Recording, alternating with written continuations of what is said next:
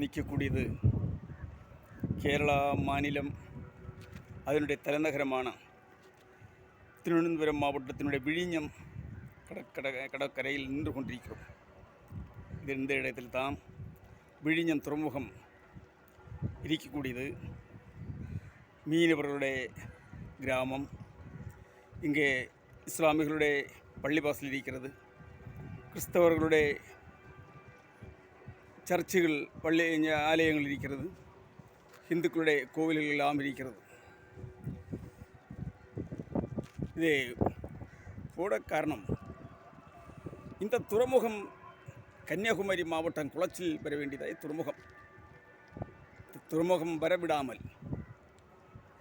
இந்த துறைமுகத்தை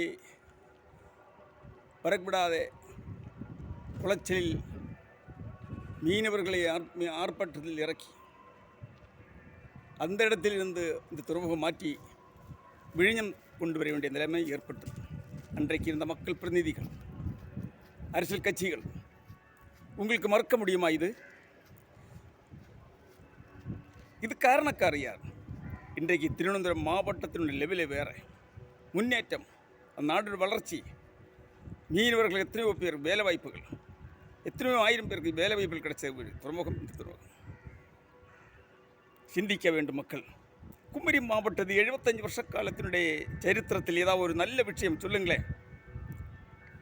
Congress, communist, DNK, ஏடிஎன்கே, BJP மாறி மாறி எம்பிகளும் அமைச்சர்களும் எம்எல்ஏக்களுமாய் இருந்த ஒரு மாவட்டம். என்ன செய்தீர்கள்? நீங்கள் என்ன சாதிச்சீர்கள்? குமரி மாவட்டத்துக்கு என்ன கொண்டு வந்தீர்கள்? நல்ல ஒரு திட்டத்தை சொல்லுங்கள் பார்ப்போம். ஒரு விவசாய சாலைகள், தொழில் சாலைகள், ஏதாவது ஒரு ஃபேக்ட்ரிகள் வந்ததினையும் வரவிடாமல் ஆக்கியது இவர்கள் எல்லாம் சேர்ந்து இல்லவா? மக்கள் யோசிக்க வேண்டும். கன்னியாகுமரி மாவட்டத்தினுடைய வாக்காளர் சிந்திக்க வேண்டும். விளவங்கோடு தொகுதி தொடங்கி கன்னியாகுமரி தொகுதி வரை 6 தொகுதி எம்பி பார்லமெண்ட் கொண்ட கன்னியாகுமரி மாவட்டம் உலகத்தில் அறியப்படக்கூடியதான ஒரு டூரிஸ்ட் மேഖலை, சுற்றுலாத்தலம். சிந்திக்க வேண்டும். ஒரு ஏர்போர்ட் வர வேண்டியது, அதையும் வரவிடவில்லை. மனவேதனை அளிக்கிறது. படித்த நம்ம மக்கள், படித்த பட்டதாரிகள் உள்ள ஒரு மாவட்டம், நல்ல விஞ்ஞானமும் அறிவும் உள்ள ஒரு மாவட்டம். ஐயா, இவர்களுக்கெல்லாம் ஓட்டு தான் தேவை தவிர நாடு வளர்ச்சி தேவையில்லை. ஏதோ நல்ல விஷயம் கொண்டு வரவிட மாட்டார்கள். இதுதான் உண்மை. நம்ம மக்கள் வளரணும், நாடு வளரணும். என்னுடைய மீனவர் சகோதரர்களுடைய பாடுகள் பார்த்தால், அவருடைய உழைப்புகள் இந்த உப்பு தண்ணியில், புயலானாலும் சரி, மழையானாலும் சரி, காற்றானாலும் சரி, அதாவது அந்த வெயிலானாலும் சரி, எல்லாம் தன் குடும்பத்துக்காக உழைச்சி பாடுபட்டு வாழக்கூடியதாய ஒரு கடற்கரை பாருங்கள்.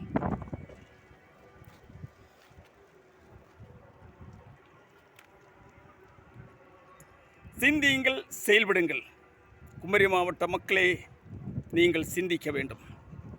இனியாவது சிந்திக்க வேண்டும். யாருக்கு வாக்களிக்க வேண்டும்? எதுக்கு வாக்களிக்க வேண்டும்? யாரை அரசியலில் அமர்த்த வேண்டும்? யாரை அதிகாரத்தில் கொண்டு வர வேண்டும்? எந்த கட்சி வேட்பாளருக்கு வாக்களிக்க வேண்டும் என்று சிந்தித்து செயல்படுங்கள். நன்றி, வணக்கம். மோகன்குமார், தமிழ்நாடு முன்னேற்ற கழக நிறுவன தலைவர்.